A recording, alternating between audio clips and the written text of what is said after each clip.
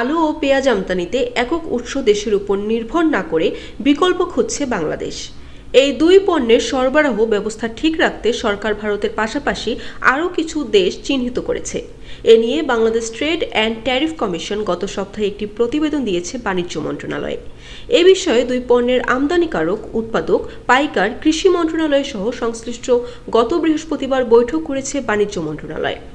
জানতে চাইলে বাণিজ্য সচিব মোহাম্মদ সেলিম উদ্দিন গত বৃহস্পতিবার বলেন, আলু পেঁয়াজের দাম ও সরবরাহ পরিস্থিতি ঠিক রাখার জন্য বিকল্প উৎসের সন্ধান দিয়েছে বিটিটিসি।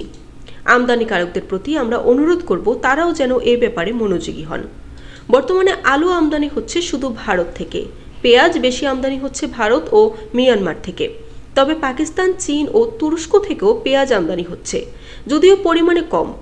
বিটিটিসির প্রতিবেদনে বলা হয়েছে, বর্তমানে আলু ও পেঁয়াজ বেশি আমদানি হয় ভারত থেকে। এই পরিস্থিতিতে আমদানির জন্য বিকল্প দেশের উপর গুরুত্ব দেওয়া হচ্ছে। এক্ষেত্রে বিটিটিসি আলু আমদানিতে 4টি দেশের কথা বলেছে। এগুলো হলো জার্মানি, মিশর, চীন ও স্পেন। পেঁয়াজের জন্য চীন, পাকিস্তান ও তুরস্কের কথাটি বলেছে বিটিটিসি।